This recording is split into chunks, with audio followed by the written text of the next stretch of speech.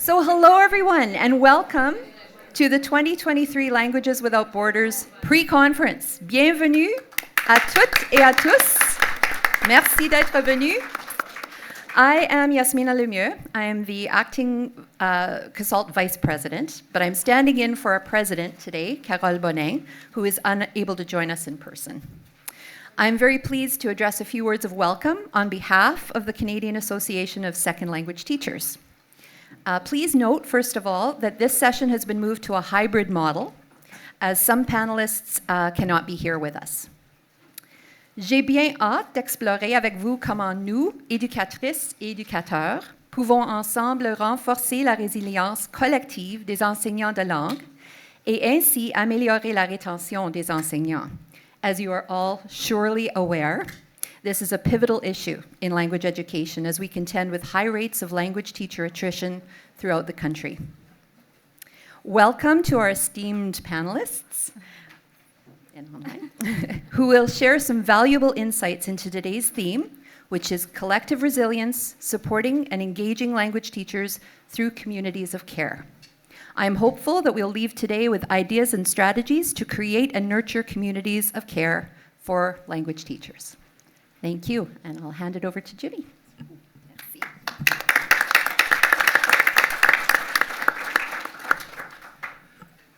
Well, good afternoon, everyone. Bon après-midi à toutes, tous et à tous. Thank you so much for joining us today for our pre-conference event, Collective Resilience, Supporting and Engaging Language Teachers Through Communities of Care. Nous sommes très heureuses et très heureux de pouvoir partager cette expérience avec vous, vous tous, toutes et tous.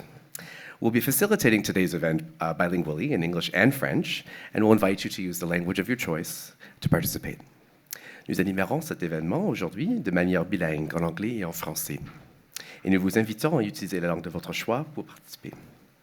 I'm also pleased to inform you that the sponsor of today's pre-conference is our Languages Without Borders Gold sponsor, CEC Éditions.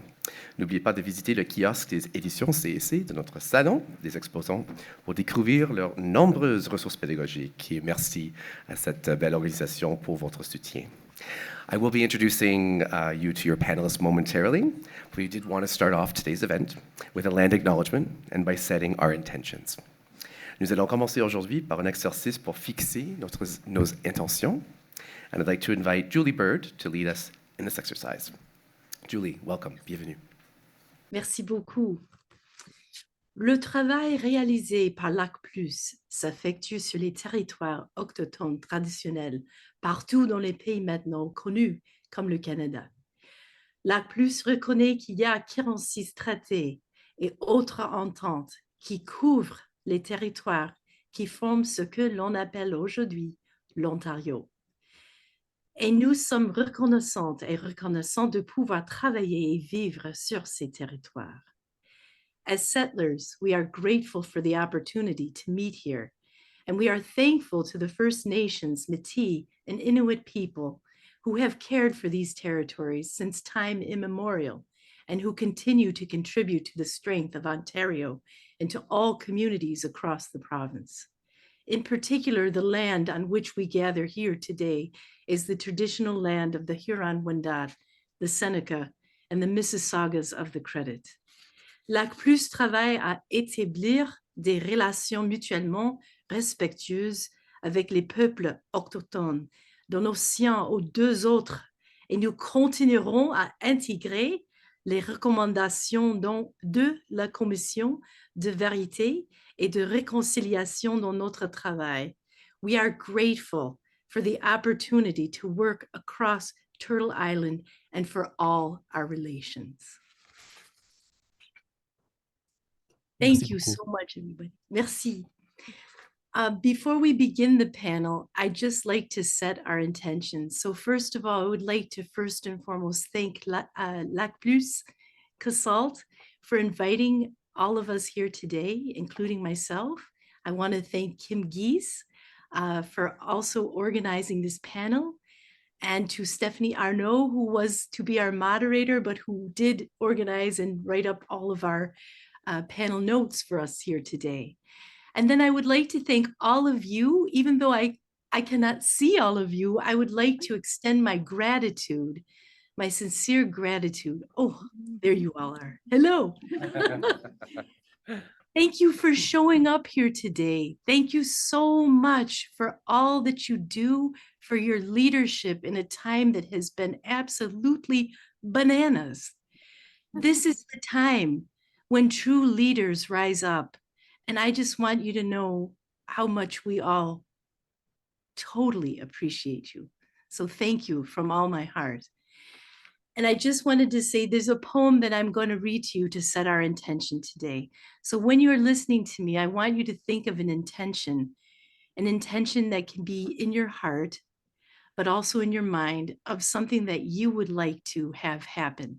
It could be for yourself, it could be for your community, but something that you want to keep in mind throughout this panel today, this workshop. We're going to be listening and speaking from our hearts. We're going to get to the heart of the matter, and we're also going to speak spontaneously, because I find that spontaneity is the very best in being creative collectively.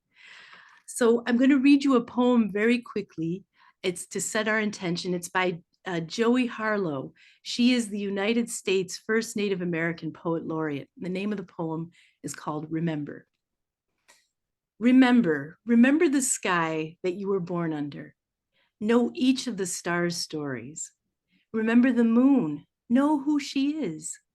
Remember the sun's birth at dawn. That is the strongest point of time. Remember sundown and the giving away to night. Remember the earth and know that we are all of the earth. Remember the plants, trees, animal life, just as you will remember your students, teachers, and staff members, who all have their tribes, their families, their histories too. Talk to them, listen to them. They are alive poems. Remember the wind, remember her voice. She knows the origin of this universe. Remember that you are all people and that all people are you. There is no them, there is only us. Remember that you are this universe and that this universe is you. Remember that all is in motion, it's growing, it's you and is you. Remember that language comes from this. Remember the dance that language is, that life is. Remember. Thank you very much. Merci beaucoup, Julie. Merci. I'm already starting to take notes. That was wonderfully said. Thank you. So now that Julie has set our tone for the afternoon, I'd like to let everyone know that today's event will be an opportunity for all of you present, both virtually and in person, to learn more about how we can support our language educators by building collective resilience through communities of care. Et pour commencer officiellement, de nouveau, je devrais dire, j'aimerais présenter nos panélistes. We have just met Julie Sue Esme Bird, formerly Julie Bird Clark, who is an internationally recognized applied linguist and pedagogue, currently a professor and faculty member of Indigenous Education at Western University, Canada. Sa bourse d'études comprend une expertise en sociolinguistique critique, éducation bilingue et multilingue, didactique de français, planification et politique linguistique, analyse des discours et approches transdisciplinaires. Recently, she has focused on Indigenous methodologies for the study of language, communication, teaching, and learning. Avant son arrivée à l'Université Western, Julie a travaillé pendant 15 ans comme professeure de langue, anglais langue seconde, français et espagnol, et rédactrice de programmes d'études pour l'enseignement de la maternelle à la 12e année, ainsi que l'éducation des adultes dans divers contextes internationaux. Also joining us remotely today is Dr. Mimi Masson.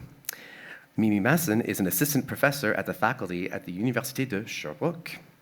Elle travaille avec des futurs enseignants de français et d'anglais langue seconde pour développer des communautés de soutien et d'apprentissage professionnel. Avec ses co-panélistes, Dr. Monica Tang and Dr. Philippa Parks, she was invited by CASALD to sit on the Membership Steering Committee to develop our CoLab initiative, a virtual space for language teachers to collaborate. Her latest project, FSL Disrupt, is a community-based project created with and for FSL teachers in Ontario committed to teaching French using culturally responsive approaches in their classrooms. Sa recherche se concentre sur les développements identitaires des enseignants, des langues et l'usage des pratiques équitables et antiracistes en éducation. Philippa Parks est professeure adjointe à la faculté d'éducation de l'Université de Sherbrooke. Her research investigates how language teachers form their professional identity during teacher education and how they build self-efficacy and resilience. Elle est la représentante du Québec au Conseil national de Lac+, et elle est active au sein de plusieurs autres associations professionnelles. Philippa is active in the second language community, facilitating workshops on topics including second language literacy, teacher identity, and resilience strategies for new teachers. Dr. Monica Tang enseigne en immersion française depuis près de 20 ans. She's currently the coordinator of the L2 Second Language French Identity Projects at the Office of Francophone and Francophile Affairs at Simon Fraser University. Through her doctoral research on the bilingual identity of French teachers in British Columbia, she created a new course for future and pre-service teachers at SFU that offers them linguistic and identity support. De la maternelle aux études supérieures, elle cherche à aider les enseignantes et les enseignants, ainsi que les élèves plurilingues, à s'épanouir et à trouver du plaisir dans l'apprentissage des langues. Monica a également été interviewée par Lac+, dans le cadre de la série des vidéos « Les langues façonnent ». I am not Dr. Stephanie Arnott, although I wish I were 100th of as smart and awesome as she is. But I am your moderator today. My name is Jimmy Steele. I'm a contract lecturer at Lakehead University's Faculty of Education for Français Langue Seconde, and I am very proud to be a director at large here with the AC+ Casalt Board of Directors.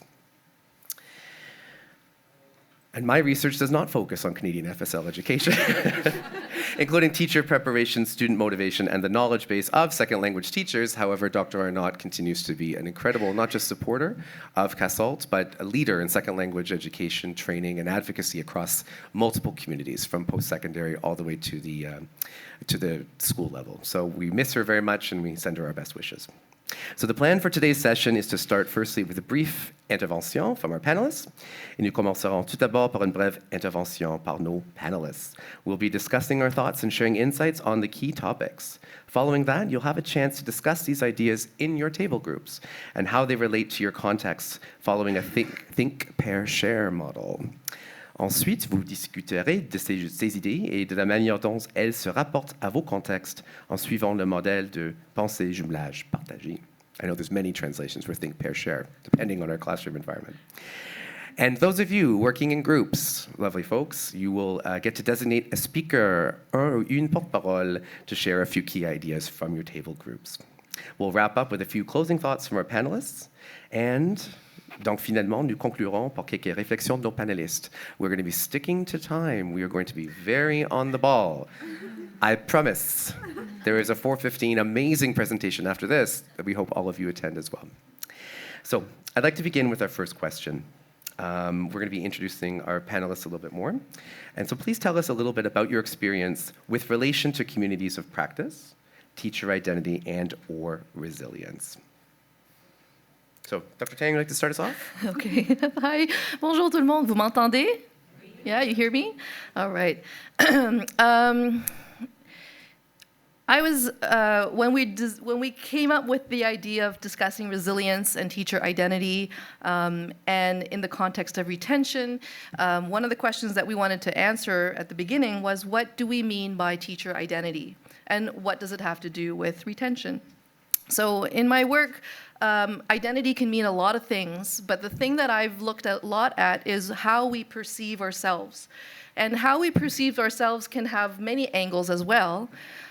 And the one angle that I've focused a lot on is the perception of ourselves fitting in, as belonging in a community. But a community is a very elusive notion. It's not pinned down. It's all in your feel, in how you feel this community is described, and whether your description, your self-description, matches that description. And these are all oftentimes unsaid things.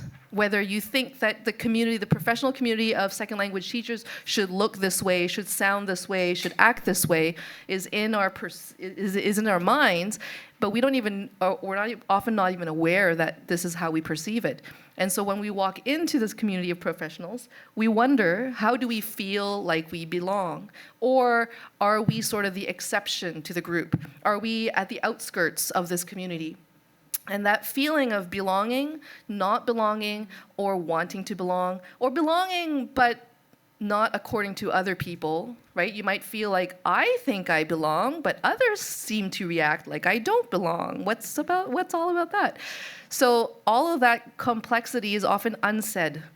And when we don't talk about how we feel like we belong or how we feel like we don't belong, then slowly we wonder, should we even be here? So the first thing to observe is the people in here. Hopefully you feel like you belong, you're invited, and you're welcome here. And we hope to create that sense that the community is actually not one thing. It's a diverse, heterogeneous community with the diverse backgrounds that we offer to our students is a source of richness, not a source of flaw or a source of lacune, gaps, right? So we have a lot to offer as second language or additional language teachers, and it's not enough to just say that you belong. We have to actually feel it. So I'm interested in understanding how it is that we feel, and how can we feel differently? How can we feel like this is a place for us? This is a place for us to set our roots and invest in our work, in our students, in our own selves. So to me, that's the key to retention. If I feel like I want to be here, and I feel like I belong, and I feel like I'm welcomed, I want to invest. I want to spend my energy here. So I hope that's your feeling. And so part of the discussion today will be around how you feel and how we can create a sense of belonging for more people. When you feel like you belong, you may think that everyone else is just as welcome, but it may not be the case. So a lot of this is unspoken, so we're hoping to, as Julie set the intention, to feel comfortable to share so that we may know who is in our community and how we all belong, not in a sort of a blanket sensation, but a unique, diverse, heterogeneous experience. So to me, that's important for retention, because I think retention is a question of, it's not just the big things like not having resources, not having enough time, not wanting to, etc. It's also, do I want to be here, right? So if we can get to that, that might help us feel like the job is a hard job, but we want to do it. So that's mine. Thanks, Dr. Tang. That's great. Much appreciated. If I can add to what Monica was saying, absolutely, like this question of teacher identity and why teacher identity is so important. I mean, we know from the research that teacher identity is really essential to their success, right? And on different areas, in creating strong programs, in doing risk-taking in the classroom to develop new activities, enhancing their students' learning, and then, of course, as Monica was saying, like ultimately to remain in the profession. So when we think about their identity, I think also it's important to think about identities in plural, because in fact, the way that people construct their sense of self and belonging is operates in several different spheres. For example, for our FSL teachers, you know, how do they feel, first of all, as a teacher in the profession of teacher? You know, what's their status? How are they being viewed? How are they being supported? Then as a French teacher, okay, what does it mean to teach French in Ontario versus teaching French in Quebec versus teaching French in Alberta? What's the status of the teacher there, and how do we relate to the French language in this context? And then also, of course, as a French speaker, so how am I being received as a French teacher when I speak French? Yeah, so just some ideas to keep in mind as well when we think about teachers' identities. Thanks, Dr. Messel, and the intersectionality of all of this and how everything interconnects. on something that will be impacted not just by our environments and our communities, but our immediate circumstances as well. So it's a lot to consider. Thank you. Philippa, would you like to add something? Yeah, not odd, but I guess, can I talk about my question? Please. Hi, everyone. Thank you for being here. It's really great to see so many people live, so thank you. Oh, hello. I thought my teacher voice would cover it. Yeah, perfect. So the question that I was asked to look at today is defining resilience. And I mean, it's a word that we kind of know. All of us have heard it before, and we kind of think we know what it is. But I thought we would just take a second to clarify. So Kim's got some slides, because I'm a really visual person, so I'm going to throw those up there. So it'll also keep me on track and stop me from babbling. So I do a lot of research on resilience in Quebec, but Quebec, of course, being different, is not like everywhere else. We do anglais langue seconde, right? Because la majorité du monde sont des francophones, donc on a des écoles francophones, donc c'est anglais langue seconde qu'on enseigne. So I look at especially teacher resilience in the context of Quebec, which can sometimes be a hostile place towards the learning and teaching and learning of English as a second language. Bon, so research on resilience, like the work on teacher attrition, it's kind of the flip side of the coin, right? We talk about teachers dropping out a lot, and there's a lot of research done on that. But what is resilience exactly? Well, resilience explores really the individual and contextual, and it talks about the risk factors. You know, what is it that means that a teacher won't stay? And we kind of know what some of those reasons are. But also, how can we protect those teachers and help them before they leave the classroom? That's what we're here to do today. So Kim, there we go. So I found a definition of resilience, which is the capacity to maintain equilibrium and a sense of commitment and agency in the everyday worlds in which teachers work, which I thought was quite beautiful. So I thought we'd share that. The next one is, and this is what's really interesting about resilience, it's the capacity to maintain sorry, I just did that one. Silly me. Okay. It's grounded in the opportunity for connection with others. Here we go. Connection with others. And I thought we'd highlight some of these as we go through. The connection with others. Think about that for a second. How important that is. Good. So the connection of others. The robust professional identity, which Mimi and Monica have just talked about. And also a really supportive working environment. And we think about resilience a lot in terms of facing challenges and overcoming them. But where does that resilience start? Where does it build? And that's where it starts, is in those three elements. Okay? So some of the ways that language teachers can build resilience are, again, by building a strong sense of themselves as teachers, as Mimi and Monica have already talked about. Who are you as a teacher? By developing confidence in your abilities. In research, we call this self-efficacy. So some of you might have heard that term. Confidence in your ability to use the language and to teach it. I think today when I arrived, there was a couple people early, and I was speaking in French and English, and someone said to me, oh, my French isn't all that great. You know, we have this feeling that we're just not good enough, even with our peers. And so that's something that we need to work on and address. Finding a sense of belonging and community. We're going to talk a lot about that today. Getting support from the community, and by learning to process the negative experiences. And if you'll permit me, I'm going to share a little story with you. I'm teaching a group right now of students in the Maîtrise Qualifiante program. So these are teachers who already have a bachelor's degree in something else and are doing their master's right now. And one of the things I've asked them to do is to form online communities where they do the readings for the class, and they meet once a week online and share some of the ideas from the reading and make connections with their practices in what's happening in their classroom.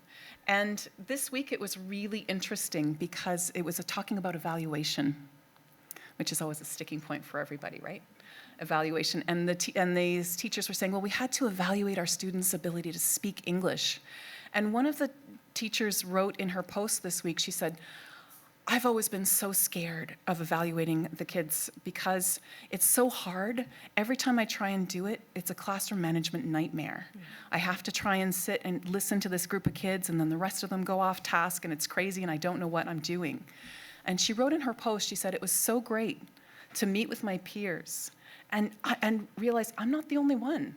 We all struggle with this.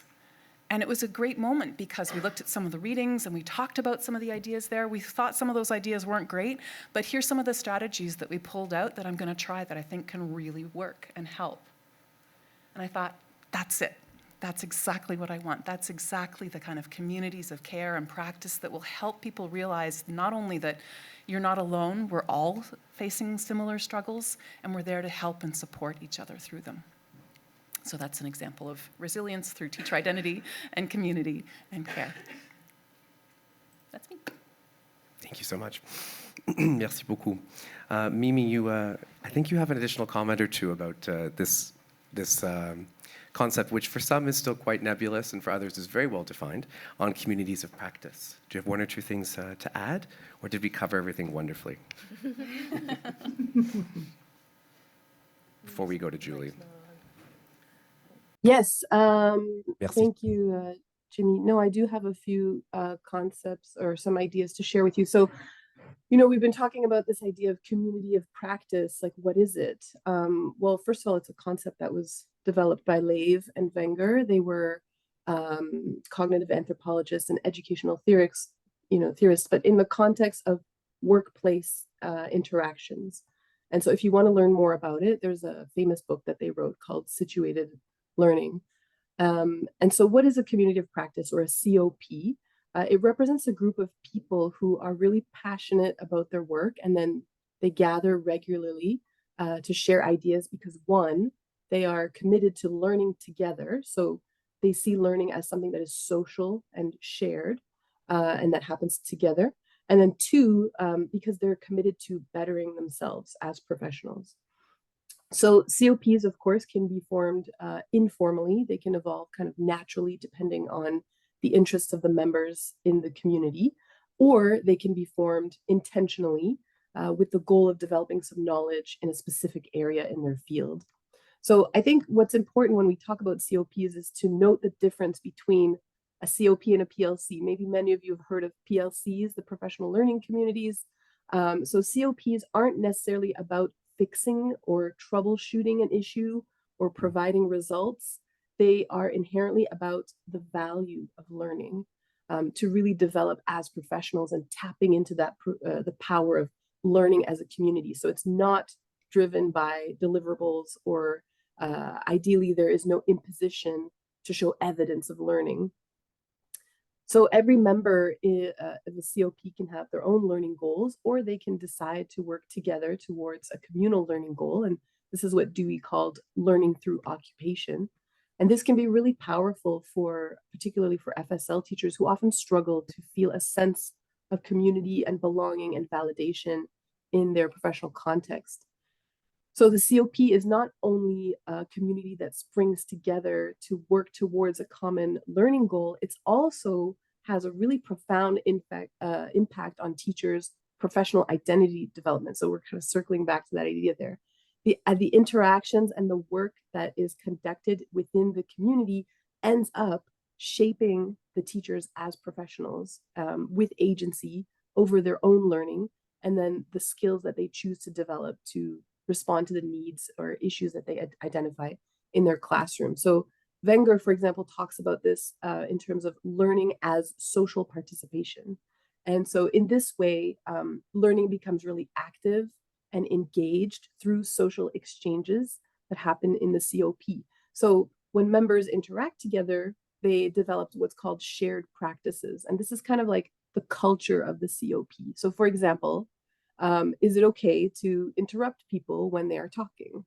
What kind of comments are appropriate to make about other people's ideas? What sorts of questions does this group ask of each other? What is the pace of the learning? So these are all the ways of being and communicating that make up the social practices of the group.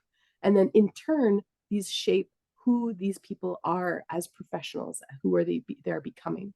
So I know from participating in COPs myself, I learned a lot, for example, about active listening. I became more aware of different forms of communication. Some people want answers, some people pose problems and open up lines of inquiry. I learned to be aware of who is talking and for how long. I learned about the integrity and the compassion in learning. Are the things that I'm saying or what I say I believe actually matching up with what I'm doing? So you can see it kind of engages this critical reflection about who I am as a professional. So all of these interactions, these practices then shape who I became or who I'm becoming as a professional, and it influenced my interactions with colleagues, with students, and has a profound impact on my professional and personal identity. Oh, that's Merci awesome. infiniment. Il y a tellement de choses. Belle réflexion qu'on devait continuer à faire. Merci beaucoup, Dr. Masson. I'd like to give the last word to Julie before we begin our small group work, our table work. Julie, we've heard some wonderful things from all five of you today already, and I guess now that we're in the context of moving towards perhaps a stronger, more concrete understanding of teacher identity, resilience, and communities of practice, I guess I think a fair closing question would be is where and how do these ideas of communities of care come into all of this? Et comment ces concepts sont-ils liés à cette idée de communauté de soins? Oui, merci, Jimmy. There are so many things that I thought about to share with communities of care, and I think that Mimi gave such a great answer and a segue into this. One of the biggest things that I think we really haven't been doing, or we haven't actually been taught to do or conditioned to do, is listen. We need practice with deep listening. We need to learn or relearn how to listen. Listening in language, if you know, as a language educator, it is the hardest skill actually to master. Because it's different from reading. You know, we can read something, we can pause, we can read it over again, but listening is the most complex skill. And I mean that as an extension of listening and actually being able to sit and hear someone, to validate someone. This is the beginning of care, and care begins with the self. So self-care is also something that we need if we're going to have a community and we want a community-oriented leadership. Each part of the whole is so critical and vital to the success of the community. So we can't think of ourselves as separate from one another. I've talked a lot about my own research, what I'm not going to bore you with, reflexivity. Reflexivity is actually an indigenous method. It's a method because it helps us to learn how to listen, but also how to attune to one another. Like Mimi was talking about in her example, she learned about integrity, who talks more, who talks less, how to be with someone, when to use certain language practices, when to use other practices. It is about that. It's about attuning to one another. It's also about kindness and compassion. So if you can have self-compassion, compassion for yourself, start with caring for yourself, right? Before you go out and try to help and go to the benefit of others, which is about what care is, right? It's about being able to serve, but without burning out, right? Because we know that feeling when we're trying to create things and we're going and going and going, but if we don't take care of ourselves, we can't be good to the rest of our communities. So there's that part that's vital. There's also the part that is for the well-being. And so I've shifted, you know, in my career. I was always, and I always will be, a language person, but I've also been very blessed to open and have a welcome into Indigenous ways of knowing and being. And we are really trying actively now to, as you know, indigenize the academy. But we really need to go back to those three things: reciprocity, respect, and responsibility. So when we think about ourselves, we think about, as Monica had touched upon, and also Philippa, when we think about resilience and we think about our identities, those identities need to be validated. People need to be seen. They need to be heard.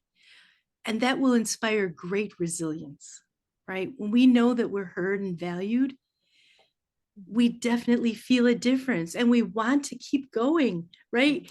I remember so many teachers telling me, oh, I'm bombarded with all this paperwork and accountability, and I've got to keep all these records, and it's keeping me from actually being able to do the thing that I love, teach and learn, right? So teaching and learning are both there. It's reciprocal, right? You're giving, but you're also getting back. And the thing that you're getting and giving is love.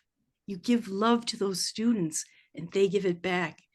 And that's what's going to grow. Cultivate your gardens, grow them, plant the seeds of love with your students, because that's the thing I think why we're all here, right? What really matters.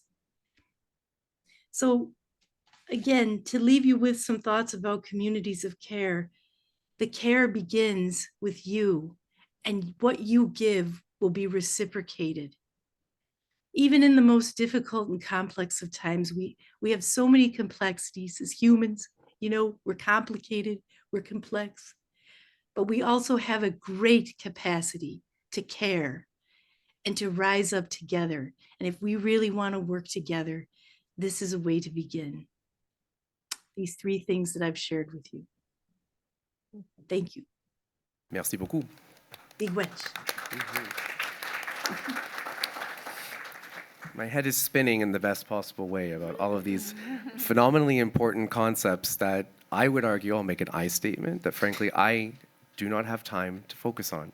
And as a result, as a practitioner, find additional challenges on a daily basis. Nor do so few of my colleagues have the opportunity to build and to work and to collaborate, but to heal, to listen, and to take care of oneself. I think it's safe to say, I'll make another I statement, but I think it's safe to say is not something that our profession tends to value. So how we go about doing this is more fundamentally important. Enough of me. It's your turn to do some additional opportunities to take part in some collaborative opportunities right now. I would like to say mille merci à tous les panélistes, toutes les présentatrices pour leur message extraordinaire. Les connaissances que vous nous avez données, c'est exceptionnel et énormément apprécié. It's time for some table talk, okay? So put on that extrovert hat as best you can. I'm hoping that we're sitting with a few new people as best we can as well. So each table has one of these lovely handouts. And it sounds like we're already on the extrovert hat turn, so that's pretty good. I'll just let you know very briefly. Each table has a handout with some guiding questions. C'est clair que chaque table a un document contenant des questions guides. As I mentioned at the beginning, this portion of the event will be following a think, pair, share model. We'll have you start by reflecting individually on the questions at the top of the document. And I'll read those out to you in a moment. And we'll give you about 5-6 minutes for that. Vous aurez à peu près 5 minutes pour réfléchir individuellement aux questions figurant en haut du document. After those 5-6 minutes, we'll invite you to share your reflections with your elbow partner. We've given you space on the handout to jot down your ideas if you would like, just to differentiate nicely. And we'll give you about 10 minutes to have that turn and talk with your elbow partner dans la langue de votre choix, ou les langues de votre choix, vos choix. Ensuite, vous aurez 10 minutes pour partager vos réflexions avec votre partenaire voisin ou voisine pour prendre les notes si nécessaire. And following that, we'll invite you to share your ideas with the rest of your table group, or maybe to get up and have a visit with another table. Ensuite, vous partagez vos idées avec le reste de la table ou avec vos voisines et voisins. You will want to designate someone at your table to be that note taker. And you know there's always at least one in every group who's excited to take notes. So trouvez cette personne. Thank you for actively listening while others are sharing.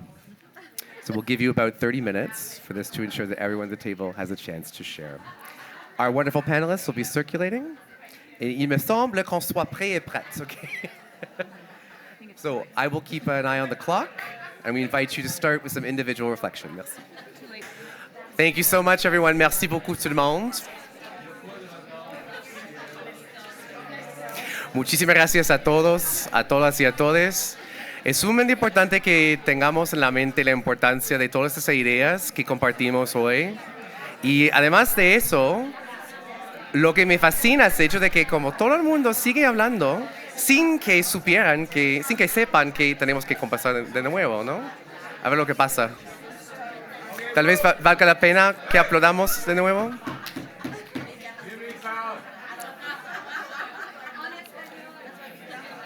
It sounds like we're ready to continue.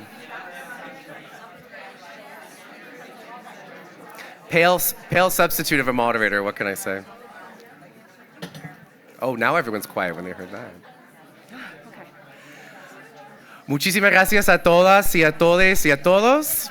Vamos a seguir con la información que está presente. Tenemos muchas ganas de saber lo que está pasando y cómo se sienten, de qué han hablado, por la facilidad que tenemos todas y todos con las lenguas es distinto para cada persona, definitivamente. Sin embargo, on va continuer maintenant dans la langue de notre choix. Ça va? Ein bisschen Deutsch, ein bisschen später, wenn Sie mögen. I'm really excited to turn la parole to vous tous, toutes et tous. Et en avance, nous vous remercions pour votre participation active pendant les dernières quelques minutes, particulièrement si vous avez eu l'opportunité de collaborer avec de nouvelles personnes avec qui vous collaborez peut-être pour la première fois, ou avec de très bonnes amies et de bons amis.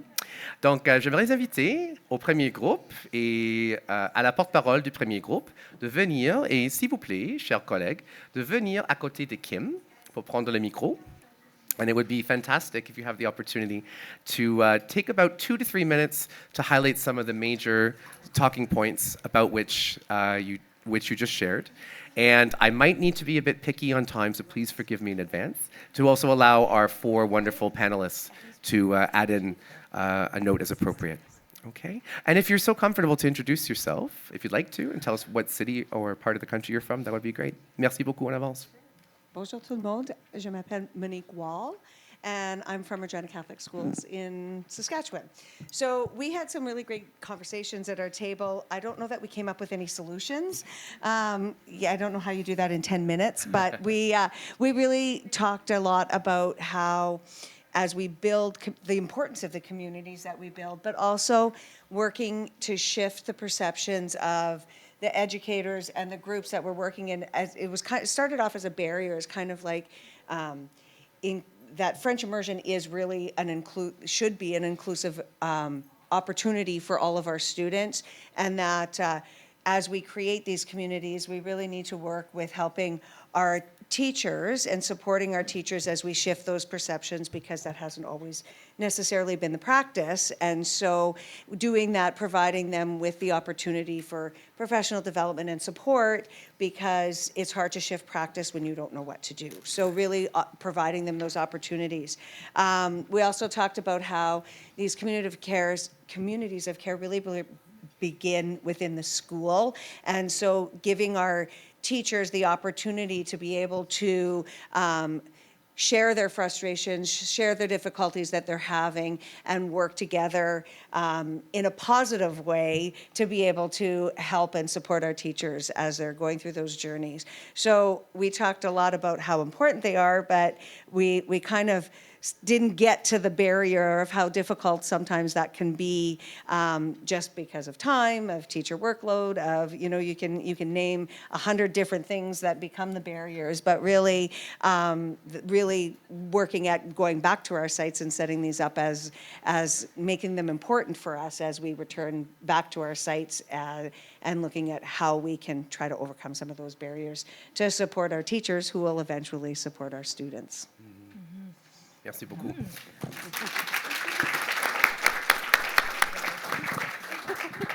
Un accueil chaleureux pour notre première porte-parole. Merci beaucoup. Continuons. I'd like to invite the second group. I'd like to invite Dr. Tang. Dr. Tang.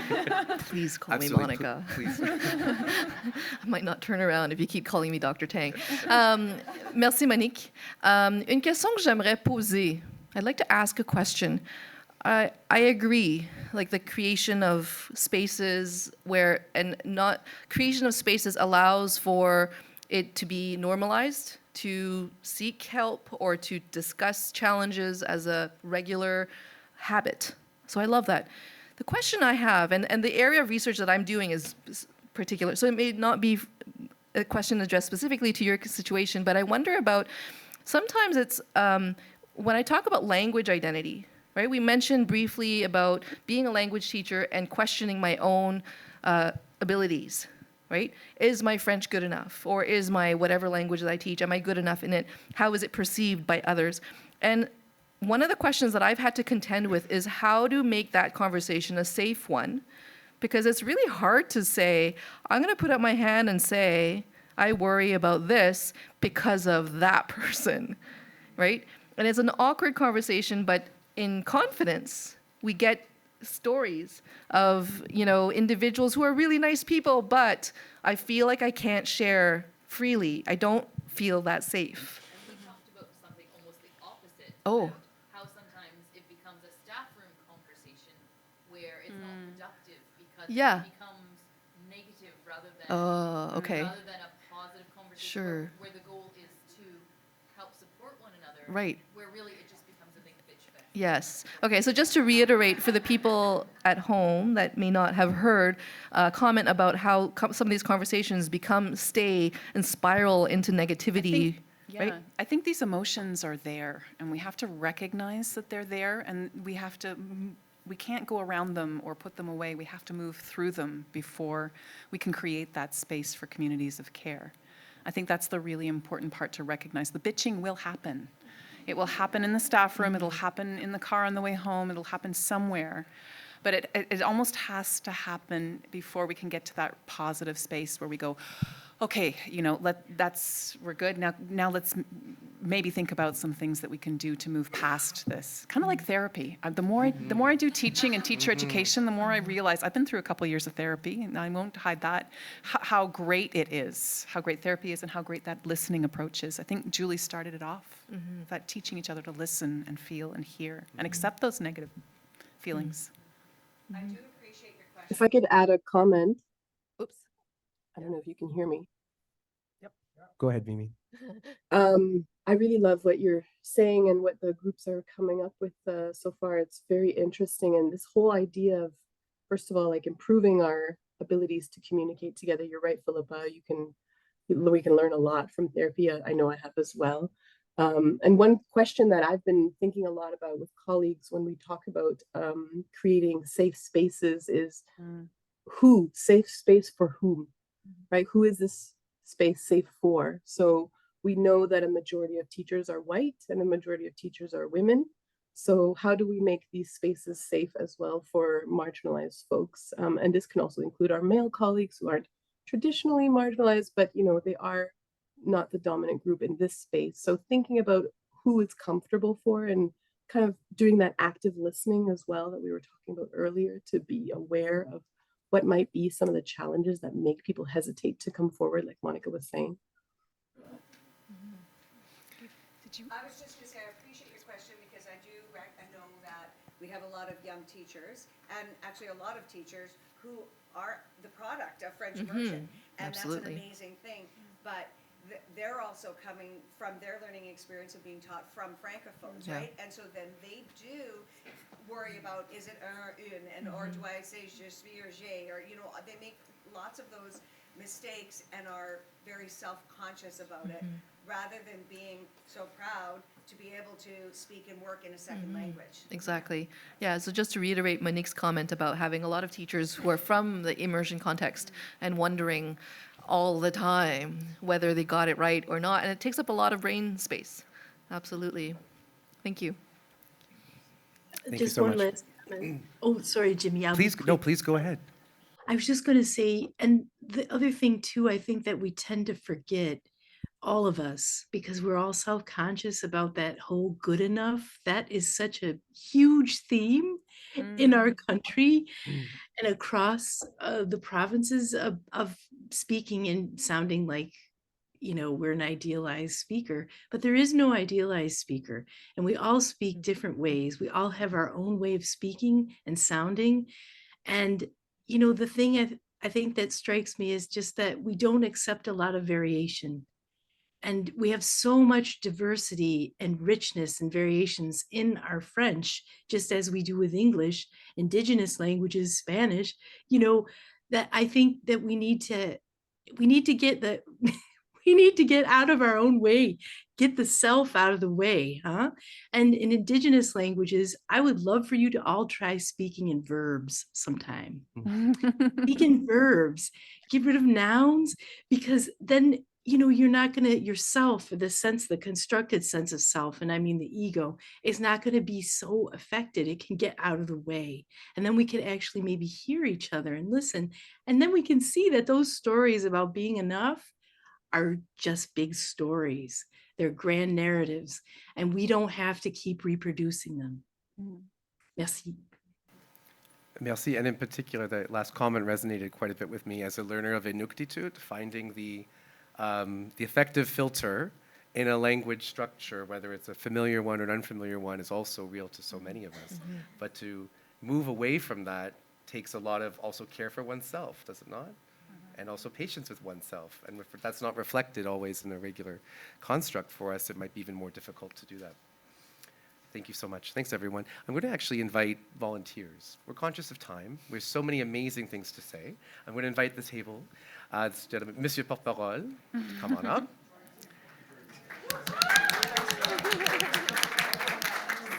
Encore un bel accueil, mais franchement. Merci. Hi there, my name's Jordan.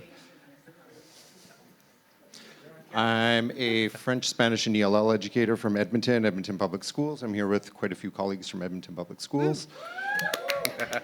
And our friends, yeah, from Toronto Catholic Board and Brock University.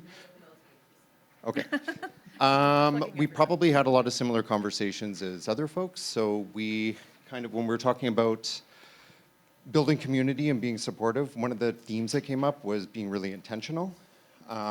So we're really fortunate in Edmonton Public Schools that we actually have a position dedicated to supporting first-year French teachers in both FSL and in French immersion. Yeah. We also have pre-service teacher trainers at our table as well. And we just talked about even reaching out to administrators, getting it in person, and establishing relationships. And helping those beginning teachers build community of practice amongst themselves. So that was our takeaway. We can talk about that. Merci. Yeah. Remarkable to support beginning teachers. What a novel concept. Particularly in a field with such high attrition rates. Yeah, I don't know if anyone is aware, but I'm sure you all are. It's the first 5 years of teaching where most teachers drop out, right? And the rates are skyrocketing because teaching is so hard. And I think we come in with idealized expectations of what it's going to be. I think that that's one of the ways the community as a practice can really help, especially beginning teachers. I mean, I told that story earlier. I think beginning teachers come in with this idealized version and they see Instagram and all these great teachers and my day it was Michelle Pfeiffer going into the Bronx, like, and you think, I want to be that teacher, and you don't reach that goal right away, and it's such a blow to the sense of self and who you are and what you want. You don't realize it takes time, which is why it's so important to hear that Edmonton School Boards has someone there. It's so wonderful to hear that. One of the strategies I've also tried to advocate a lot too is teachers who are at the same level of starting their careers can be really wonderful support. I know that there was discussion at that table how hard it is to get those teachers together. I think they're drowning. But if you can find teachers who are at the same level, we went through this with the CoLab. We started a mentoring program looking for people who've had lots of experience to help those with not a lot of experience. But what we're finding more and more is that it's really hard for beginning teachers to sort of sit down with someone with tons of experience and own up to the fact that actually their teaching kind of sucks. But if you're with someone who's at the same stage and you go, oh my God, my class just I can't even believe what happened today. And Monica turns to me and says, yeah, me too. It's a feeling of relief. So if we can create opportunities for people at this, I just went through it because I just got hired as a prof last year and someone else got hired at the same time. And I don't think I could have survived my first year as a prof without someone was struggling in the same ways that I was struggling too. So this happens over and over again when we meet challenges. So as people out there, administrators, if you can find not only mentors, but also just peers. Then that space becomes, as we talked about, safer. Merci beaucoup. Any other group who'd like to share a few words? Oh my gosh. Well, this is wonderful. I'm going to go from my left. This gentleman here, and in the middle, and then number 3. Sound good? Come on down. You're the next contestant. The price is right. Price is right. Bonjour tout le monde. Hi, I'm Guillaume from, over here. There's a camera. Hi.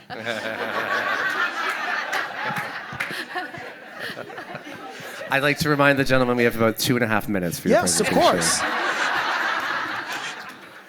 So I have a wonderful table that represents coast to coast to coast, BC to Newfoundland to the Arctic, and so we had a lot of different challenges to explore within that.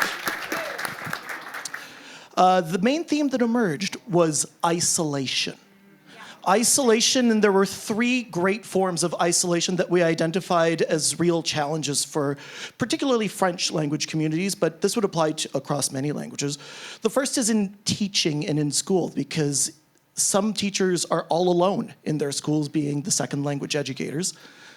Some teachers work in very small communities where they are not only the only teacher here, but they're also the only teacher for second languages for kilometers and kilometers around for that. And so this is a challenge in terms of many of the things that we just discussed here for building that sense of community. The second level is in terms of infrastructure for this.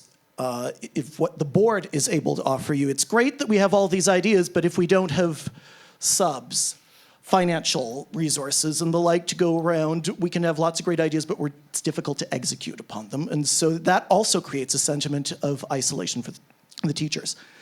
And the third that we heard about was the sense of isolation of community. Let's face it, what we do isn't always valued locally by the people who are in those communities. And that sentiment that you are working in a community that doesn't value learning French, that's hard. And that is definitely going to lead to things like attrition for that. So all these negative stereotypes, it comes back to you one way or the other in the way the students behave and the comments you get from parents at parent-teacher interviews for that. So solutions for this. 1, build on technology. You'd have weekly, monthly drop-in meetings for this, for the people who need it. So what if only 2 or 3 people show up? Those 2 or 3 people need it for that. Use different kinds of repertories online where people can share resources. But make sure it's not just a place where people can dump files. Make sure there's also time built in so that those files can be explained. And how do I use this resource to make it more effective? How do I navigate through all these things for that? Build as much rapport as possible.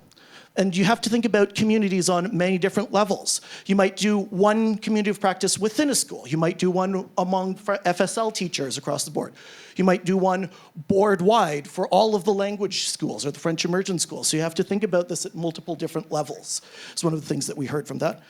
And finally, you just got to keep on pushing being creative in second language pedagogy, and you'll rally the people who are there and who want to hear your message eventually for that. Thank you.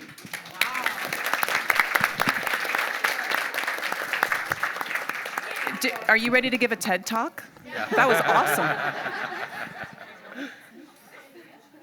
Merci, Guillaume. It was Thank wonderful. you so much. Merci beaucoup, Guillaume. Il y a beaucoup de choses à réfléchir et c'est super que ce soit quelque chose de une notion à l'autre. And Mimi, please go ahead. Or Julie, excuse me. Julie? Okay. Oh, I think there were so many good ideas there.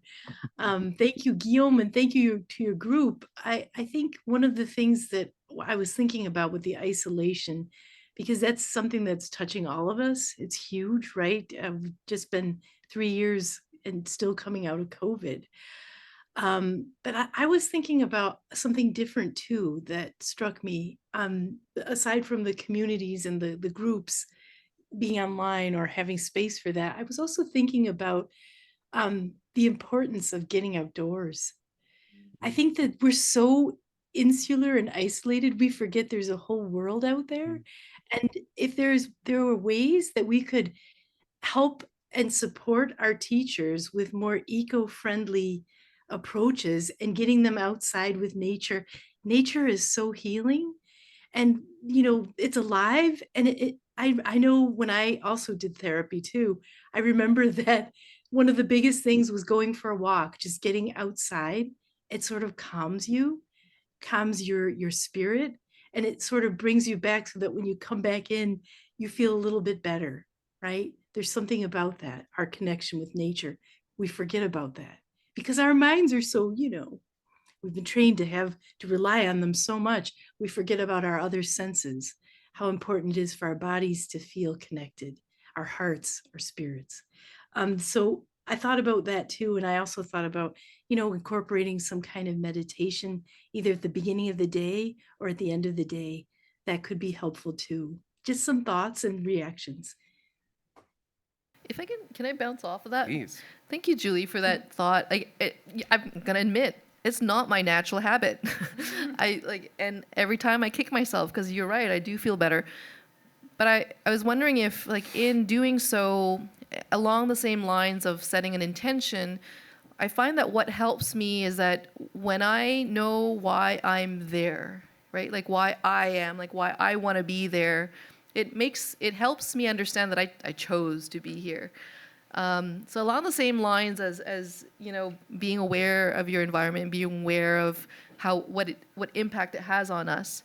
I remind a lot of the teachers that I work with, especially the teachers for whom French is an additional language, and they're struggling to find their voice and their legitimacy, and they're feeling isolation, right? So sometimes I remind them that the things that you do, the stumbling that we do, becomes like a visible model for our kids to understand that this is what it means to be bilingual. You stumble visibly, and the more that we hide our struggles, the more we're portraying a different image of who we are. Mm-hmm. So I love it when teachers who have French as as a dominant language, as a first language, can also visibly model what their experience with a second language is as well. And our kids, our students, need to see that we stumble, just like I've been talking to a lot of people about parenting today because my child is here and I'm worried about him, blah, blah, blah. But whenever we think about modeling visibly our struggles, it takes a little bit of weight off our shoulders to realize that it's okay if they can see us stumble. So yeah, that was my thought. Oh, thank you, Monica. The vulnerabilities, sharing those vulnerabilities are exactly. so important. They do connect us. They get right to the heart of things. Right. Can I pull this in like 180-degree direction? Don't be vulnerable. Yeah, I'm not being vulnerable. I'm being a pain. I love the nature walk, and that got me through COVID, honestly, is going outside an hour a day. I will say, however, social media is not all bad. And those of you who know me, I go on and on and on and on and on about Quebec ESL Teachers Facebook group. Because it's a grassroots kind of community where people have, Quebec ESL, I systematically tell all my student teachers, join it. Because it creates a sense of community. You can lurk for a long time. People, if they've done something cool, will post supplies. If you are stuck at the last minute and you have to teach something for Valentine's Day tomorrow and you want to do a cool thing, post it on Quebec ESL Teachers Facebook group and you'll get 3 different people sharing their ideas within 30 minutes, no joke. It's a wonderful place. So I'm just speaking to the isolation that you talked about for people in remote places who are finding it hard to connect. I don't know if those things exist if you have the equivalent of, Edmonton FSL Teachers Facebook group or whatever it is.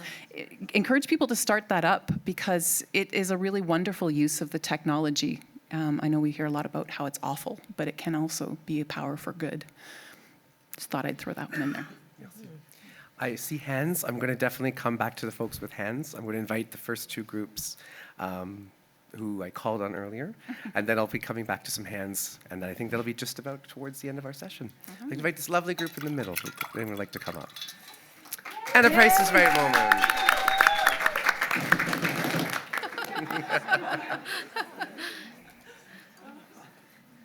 Merci beaucoup. Now I have a lot to live up to. I'm Christina Wallace. I'm from Calgary. So it sounds like a lot of the challenges that we are facing are very much the same. The isolation, the time factor, I think a lot of us are overwhelmed with the constant documentation and meetings, and then document what you did at the meeting and reflect on the meeting. So that's like, seems like it's pretty common. So we kind of looked at different solutions as well. One of the things that our school does is student learning team meetings. And so we talk about, this is happening in my classroom. What kind of strategies have I tried? That's not working. This is awesome. And then we'll say to each other, oh, I've had that too. Or actually 3 years ago, I taught his brother and it was very similar. This is what worked. And this is what I talked about with the parents. And they're on board. Or, you know, they're a little sketchy, so tread lightly. But just kind of that sharing. We also have an excellent mentorship program through our association, which I've been part of as well, where teachers that are in their first 3 to 5 years of teaching can access a teacher that's more experienced, and they will allot some time for them to come and watch in your classroom and meet with you and talk too. So we found that really valuable. And also, I would say to my partners, just like, oh, I'm overwhelmed, I'm drowning. I'm like, me too, dude, this doesn't end. And they need to hear that sometimes, that somebody who's 17 years in is still going, wow, this is a lot. But here's how I'm dealing with it. And tell me what's going on in your classroom. So just setting that up, you know what, I'm overwhelmed too. I'm not the expert that I'm pretending to be in front of people at the meetings. So owning up to those difficulties. We talked about social media as well and different groups that we're a part of in order to share and take off some of that workload. I know there's, at least in Alberta, we use Partage à Premier Cycle, and it is amazing. They share so many things. And just even like, here's my bulletin board, my grade ones did this amazing thing, and then you'll go, oh, yes, I will take that too. And that going outside, it reminded me of a professional development that our school did in the fall, which was really beautiful. It was one of the most useful ones. We went out to Kananaskis, which of course is right by Calgary. We should use that more.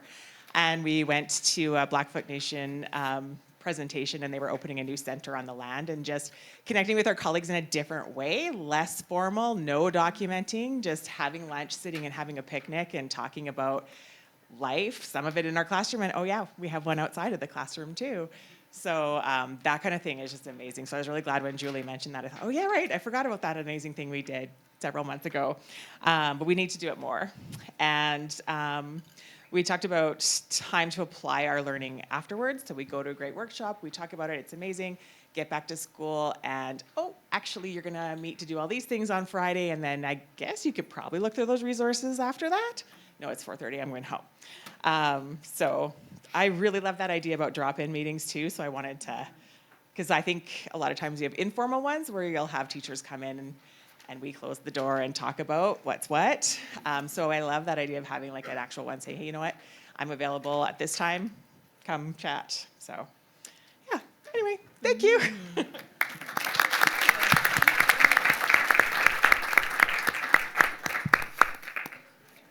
I'm hearing communities of care in a wide variety of formats that exist.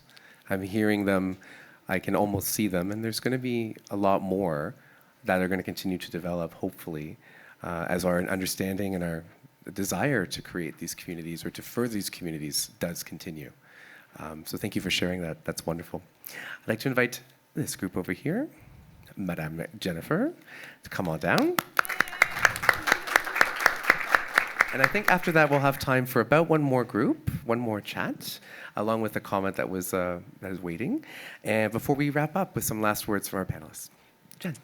Excellent. So we too are from coast to coast, I think, at our table, and our presentation focused on the topic of communities of care from a few different contexts. So from the Faculty of Education context, some people were telling us about a model of language building community where students are accountable to each other and to themselves for their language learning together. And then from the teacher context, where a teacher has sought out her own community of care within her private school. And then from the consultant context as well, where we found challenges in building communities of care over long distances, such as in the Yukon, and challenges where teachers are very comfortable speaking to their own children in their classroom, but they are embarrassed or afraid or a little nervous to speak to other professionals in a more professional context. So just a few different concepts of that community of care context. Thanks, Jen. Porte-parole ontarienne. Merci beaucoup. Antonio, would you go ahead and make your comment for us? Come on down. Applause, please. Hello. On applaudit tout le monde, franchement. Bonjour, Antonia Cetin, Ottawa. And I really appreciated all of the comments about perfection and expecting perfection from ourselves and thinking that we're going to be the best teacher on day one. And realizing that becoming a great teacher takes time and takes experience and takes a lot of trial and error, and it's not going to be perfect on day one. And giving ourselves a permission to not being perfect and to learn, because we're learning too as teachers from the first day. So I loved that that whole comment. Then the other thing that I think is really important is to remember that we need to experience joy in our work, and to think about those things that give us joy when we're being a teacher in front of our students, and how do we experience that and relive that and make that part of our daily life. So all of the like the creating intentions and the meditating and the taking walks, but also remembering the joy and having that be the thing that we bring to the classroom for ourselves and for our students.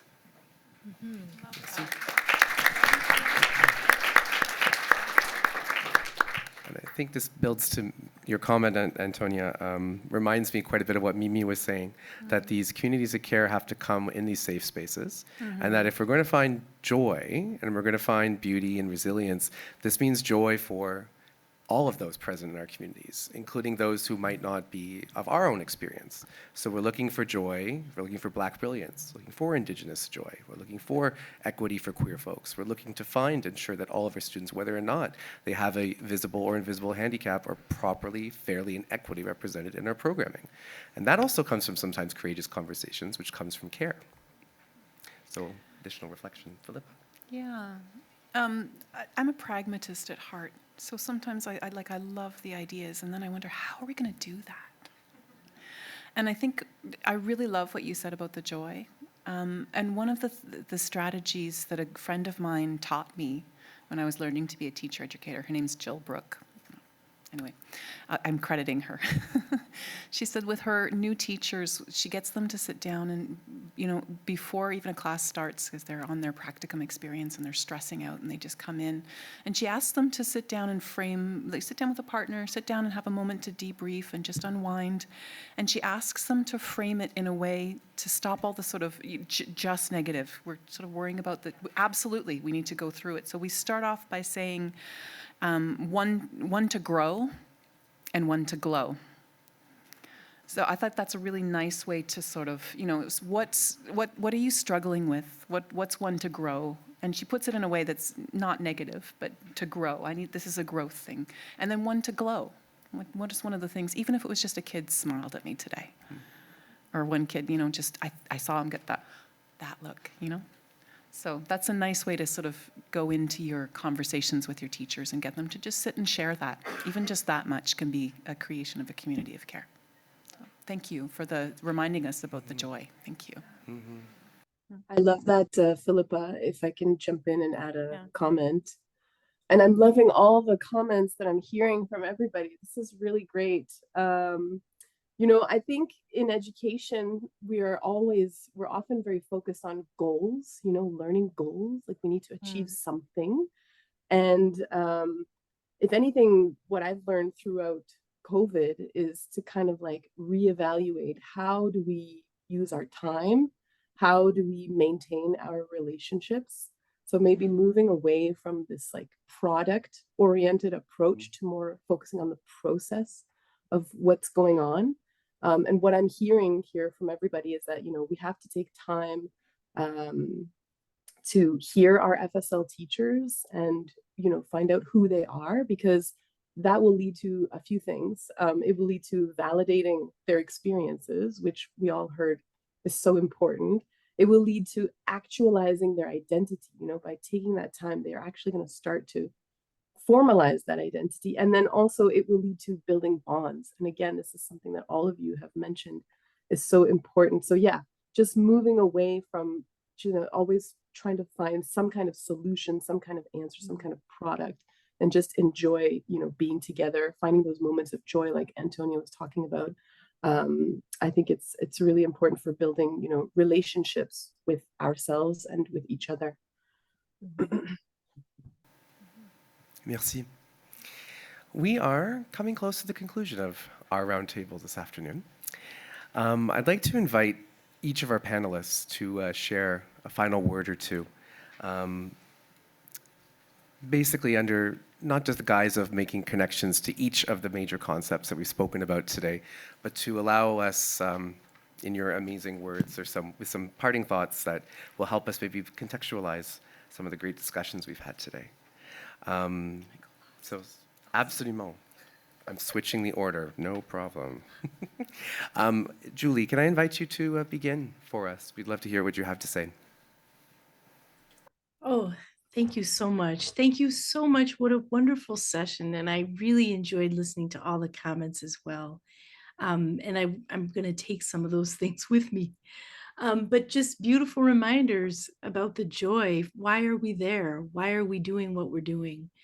And how are we relating with one another? If you can just take something with you today, it's being in relation with, talking with teachers, not talking to or talking at, because so often we're talked at, we're talked to, but not with. So think about being in relation with, and I love that Mimi got that about the circular thinking and process-oriented approaches versus product, because we're always so focused on the results and the goals, but we forget the process. We forget to enjoy the process when we're going through. And last minute, I just had a story I was going to share with you about this student that when I was a teacher, I taught in the US, and I had a little boy who was Spanish, and his name was Amado, and he didn't have a lot of money. His mother worked all day. She couldn't teach him to read in Spanish or English. So I taught him, she didn't speak English either. So I taught him to read in Spanish a little bit so he could go home and read to his mom a story. And he came in the next day and he had this little bear, and it was show and tell, and he was in grade 1. And I said, "Oh, Amado, what do you have there?" And he goes, "Oh, this is my bear, Mrs. Clark. Her name is Lupita." And I said, "Oh, Lupita is beautiful." And he looked down at his little bear, and he looked up at me and he said, "It's for you, Mrs. Clark." And I said, "Oh, Amado, I can't take that. That's your bear." And he goes, "No, I want you to have it. I love you." So I think about that, and I think about all those moments that I was so frustrated, and I had a really rough time, I had a tough administrator, and that's why I stayed, So I leave you with that. Caring, kindness. Muchísimas gracias. Qué suerte que Amado tuvo en tenerte como profe. Oh, gracias. Gracias a usted. I'm with too. I'm a little more familiar. We don't need to vous voyez everyone, right? We can tutoyer parfois, n'est-ce pas? I hope we're friends by the end of today, right? Okay, good. Thanks, Julie. Thank you so much. Mimi, we'd love to hear some closing thoughts from you. Thank you so much. So yeah, I've been thinking about this question, how do we create conditions for a community of care? And I think, my co-panelists brought up some really good points, and all the discussions too have been really inspiring. And thinking through, I think there's 4 things really that are important. So there's this idea of respect. How are we respecting the way that people think together, their ways of being, the way they handle time, thinking about their individual needs. So in essence, kind of moving away from conformity, right? Building relationships, building authentic relationships and caring, like Julie was mentioning. A second thing I think is important is thinking about integrity. So, how are we focusing on our actions rather than our words? Are the the actions that we are taking, reflecting who we are and the way that we think. And words don't mean much if there is no sincerity behind them. So people can quickly sense that, and it might turn them off from wanting to build community. So being careful that when we have policies and we're implementing them, like those are just words. What are the actions behind those things? The third thing I think is critical awareness and understanding of your own power and your own privilege in a given situation. So, for example, for me, what does it mean as a white woman of Francophone heritage from France to work with FSL teachers in Ontario? Because I've had experiences where on entend mon accent, puis après on s'attend à ce que je vais penser certaines choses sur les gens ou les traiter d'une certaine manière. Donc, il faut que je sois consciente de ces choses-là. What does it mean for me to enter a space as a researcher versus as a teacher, for example? So just practicing this kind of awareness. And then the fourth thing I think is understanding and challenging the systems that we operate in. So why do we do things this way? What would be a better way to do things that could actually empower everyone to make them feel safe, valued, and heard? Moving away from our individualistic social norms. Julie was talking about Indigenous epistemologies, and that is often a theme in that way. Like everybody I've met in this area that works with FSL teachers is very caring and compassionate, but we operate within this kind of Eurocentric system where there is a lot of individualistic values. So how do we kind of decenter ourselves and start thinking about the good of the community? So just some points to leave you with. Thank you. Mille merci. Monica. How do I follow that, Mimi?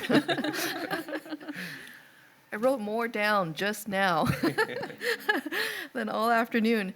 It's hard to set a closing comment after so many great ideas, concrete, pragmatic issues, personal ways to take care of oneself, and communal ways. And when you spoke, Mimi, it made me think a lot about how, when I work with student teachers, oftentimes professional identity fits nowhere. Right? On my list of things that are urgent for me to master, professional identity is nowhere. What's first is how do I grade a lesson? And then it kind of goes on from there. How do I create math lesson? How do I create a French lesson? How do I create, how do I use my own French, etc. But identity of how I perceive myself as fitting in this group takes up very little of my energy. And we don't realize how much it sucks up of our energy when we don't feel like we have a voice. We feel like our concerns are not validated, or I'm the only one with those concerns. I talk a lot about the statistic that in British Columbia anyway, and I think that statistic is not dissimilar elsewhere, but 75% of our French teachers have French as an additional language. And it's a beautiful statistic because it means that we are models for what we want to teach. But when we listen to who speaks in the room in the professional setting, sometimes we're shocked that the 75% are often the quiet 75%. We're sort of a quiet majority. And the minority who speaks might feel like they are the ones that are more entitled, or it's easier, there's less obstacles to sharing, right? And it's not a wanting to hog the conversation, but rather there are less obstacles in my way to share. And so being aware of these invisible power dynamics is really important. And the other connection I wanted to make was when we first met together and discussed the theme for this panel, we talked about the word resilience. And I love that where we've gone with it, because my first reaction was, oh no, not resilience. We're all resilienced out after COVID, right? I don't know if I can be strong any longer. And to me, and I'm glad that you defined it differently, my own definition of resilience was, well, you just have to pull yourself up from the bootstraps. And when I tried to explain that expression to my 7-year-old, he says, well, no one can pull yourself up from your own bootstraps. Like gravity-wise, it doesn't work. And I said, yes, exactly. And so the notion that we should just toughen up or we should just suck it up, I don't buy that. I feel like I love the idea that we put together the word collective and resilience. As a community, we need to see that it's a community that's quite diverse, and your interests and your challenges may not be the same as everyone else's. If you feel like there is no obstacles to sharing your challenges, you may feel differently than someone else. So being aware that that's happening within our communities is super important. And I wanted to read it again because I really liked it. I like that, Philippa, you chose this definition by Gu and Day. Resilience is the capacity to maintain equilibrium, right? So it's precarious. It's a fragile balance. And a sense of commitment. So back to what I said earlier, wanting to be here, wanting to work at it. It's not because it's hard that I don't want to be here, but it's because it's hard that it's a compelling challenge, right? And agency. And agency means what I do has an impact, and realizing that we have so much power to influence the students that are in front of us and our colleagues that are next to us. So thank you for the new way for me to see resilience as not just an impossible task that I have to take on by myself. So thank you, everyone. Now do it for pivot. See if we can change that definition. Great. Yeah, no more pivot. Philippa, we'd love to hear what you have to say. Yeah, and it's a beautiful segue because Monica ended on a thank you. And I think that that's where I would like to end today is to thank all of you for being here. We talked a lot about time and resources, but you've chosen to be here. You could be in lots of different places. So I have an awful lot of privilege being who I am and where I am. And one of those privileges is getting to learn from you. So to the fact of being here and listening to you share your ideas and caring so much about the teachers that you're working with to be here today, I think is a wonderful place to start. So I guess one of my final words is thank you and gratitude for where I am with you today. And the other one, I think that the other two things that I'm walking away with today, which have really resonated, are the joy, the idea of joy I'm going to take with me. And Julie's idea of listening, which I'm still struggling with so much, not trying to think of what I'm going to say next when I'm listening to someone talk, but really actually listening to what the person is saying. So those are the ideas I'm taking away today. I invite you to, as you walk out, think about what ideas, one or two, have really resonated with you. And thank you again for your participation today. Thank you. Thank you.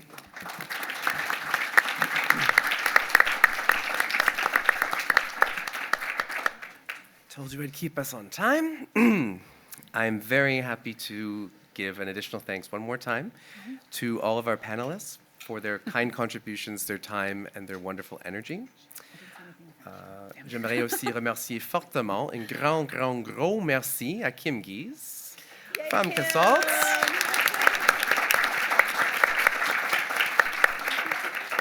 I think everyone in this room has received an email or two from Kim Guise. And her hard work, along with all of the rest of the Casalt team, has been instrumental to the success of this first event. And I think it's safe to say, I'll make one more I statement. Moi, je me sens comme cette première table ronde était une très belle réussite, plein de beaux moments, bonne réflexion et de réflexion continue. So this concludes our roundtable, and we'd like to say thank you one more time to everyone. Thank you to all of you, as Philippa said, for being open to these ideas, and we hope each of you have one or more than one thing to take away with you that you can apply in your own contexts. We do have two more events happening tonight. In Dockside 4, conveniently a far step from here, at 4:15 p.m., we'll be hosting the Faculties of Education Casalt Ac+ Roundtable, an opportunity for researchers and stakeholders in FSL teacher education to share and connect. C'est dans la salle Dockside 4, et ça commence dans à peu près 20 minutes. Et ce serait un plaisir de vous accueillir à la table ronde d'Ac+ pour les facultés d'éducation. And from 5 to 7 at the Metropolitan Center West, Casalt and the OMLT will be hosting a networking reception. De 17h à 19h au Metropolitan Center West, l'Ac+ et la OPAV organisent leur réception de réseautage. Please join them there to grab a drink, catch up, and enjoy some time together. This is also a great opportunity to plant a seed with these wonderful engaged folks who are present with us. That means all of you. Nous cherchons toujours des membres pour notre conseil d'administration. Cassalt Act Plus is looking forward to hopefully having an addition to our board of directors. And actually, the call for candidacy is open, is available on our website. So we welcome engaged, inspiring, and hardworking folks from across the country to consider their candidacy to join us on the board. Thank you so much again. Please enjoy the rest of the conference. I'd like to wish also Ramadan Kareem to those who are celebrating. And I wish you all a wonderful session. We hope to see you at the 5 à 7 or to see you certainly tomorrow. Merci beaucoup. Merci à toutes, tous et toutes.